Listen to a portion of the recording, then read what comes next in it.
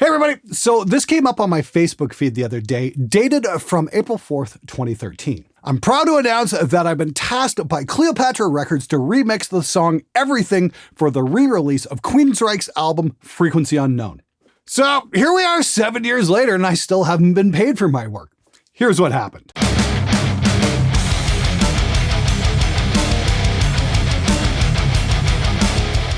Now, I've been a Queensryche fan since the mid-'80s. I still remember the night they premiered Operation Mindcrime on the syndicated radio show Metal Shop.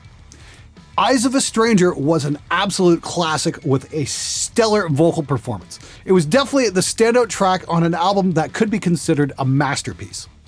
Now, Queensryche went on to have a gigantic hit with their follow-up album, Empire. Most notably, the not very metal song Silent Lucidity, which became a major radio hit and even hit number 9 on the Billboard Hot 100. But then Nirvana came along and the world changed. Suddenly, that shit wasn't cool anymore. Queensryche carried on, however, and lasted a number of years. But bands are difficult to keep together. People grow up and grow apart, and then they become difficult to work with. Queensryche split into two factions in 2012, one with just the singer Jeff Tate, and the other, the rest of the band. Both versions went under the moniker Queensryche, and as you can guess, it got to be a little bit confusing there for a while. So Tate recruited a bunch of friends to put out his new record, Frequency Unknown.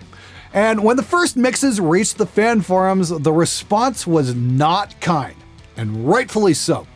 They really didn't sound very good at all.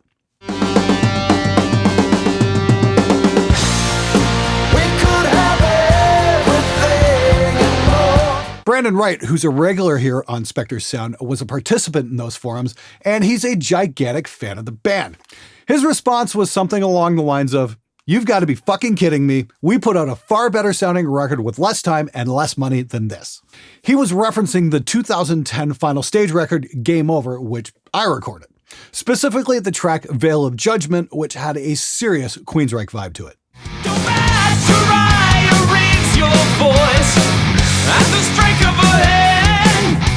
And somebody at Cleopatra must have felt the same way, because the next thing I knew, I was given a pile of multi-tracks and 48 hours to remix the song.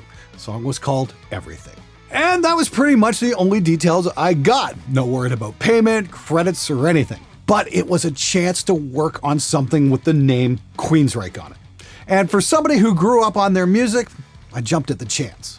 Now, track-wise, it was a very good performance. Most notably, Paul Bosta from Slayer was on the drums. And after working with some truly fantastic drummers, both amateur and professional alike, these have to be some of the best played tracks I've ever had the pleasure of mixing. However, I wasn't really a fan of the guitar tone. Craig Loziero, I hope I got that pronunciation right, from the thrash band Forbidden, gave a fine performance, but the tone kind of fell flat. Unfortunately, they were kind enough to include DI tracks of the guitars, so a little bit of reamping saved the day. Now, this was 2 years before I discovered revs, so the tracks wound up running through my bias modded 5150. And the vocals, well, let me tell you, it was a total rush to pull up the faders and hear Jeff Tate coming through my monitors. It was definitely one of those, holy fuck, I can't believe I'm actually doing this moments. As a mixer, all I wanted to do was to make sure that the vocals were heard clearly and distinctly, and not fuck with the performance in any way. Jeff Tate is a world-class vocalist, and his intonation is stellar. The last thing I would ever want to do is to put something horrible like fucking auto-tune on this. My philosophy as a mix engineer follows a very simple rule. Just because you can do something does not mean that you should do something. Let the artist come through, because restraint on the production side of things seems to be in very short supply these days. Now, the only tracks I really couldn't use were the clean guitars. There was a small clean guitar playing along with the verses for a bit of texture, but the tone was dog shit. It was just a case of put up the fader and cringe. Now, since I didn't get a direct track of that guitar for that part, I called up my very good friend Brandon, who set this whole thing up and said, "Dude, how'd you like to play on a Queensryche song?" So Brandon dropped everything he was doing, drove over here and played the part, and fucking nailed it. The thing is, I never actually told anybody about this, especially anybody at the label. So yes, Brandon Wright had a very small, uncredited part on that mix. But Glenn, you just said to let the artist come through. Yes, I agree. Let the artist come through, as long as it's going to benefit the song. Every track on that song was a pro-level performance, so I replaced the one that wasn't. Now, I took a couple days off work to do this song, and I worked on it for 2 days straight. Burned a bunch of test CDs and played the mix back on a bunch of different systems and got it ready for mastering. Mauer Applebaum was the mastering engineer, and he suggested a couple of small changes, which I implemented, and the end result was great. Working with Mauer was a wonderful experience. He's very patient and a total pro. I definitely recommend him if you have the budget for pro mastering. So we turned in the track and nothing. That was pretty much the end of it for me. I didn't hear anything back from the label. I didn't hear anything back from anybody. Brandon, who had purchased the original release with the crap mixes, received a new disc in the mail with the remixed album, including my mix.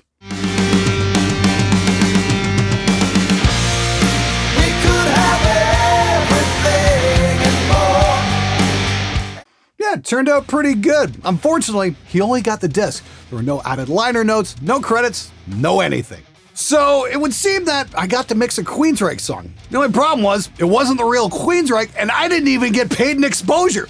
I got nothing at all! The real Queensryche found a new vocalist and carried on. I got to see that band open up for the Scorpions a few years back, and they were fantastic. Whereas Jeff Tate lost a court case and had to rename his band to Operation Mindcrime. And these days he's just touring as Jeff Tate. Now, I've seen the record in stores, but I'm not sure what version it is. The original crap mixes or the remixed version. I've often wondered, do I buy it and wait for the record company to mail me the remixed version so I can hear my mix in all its uncredited glory?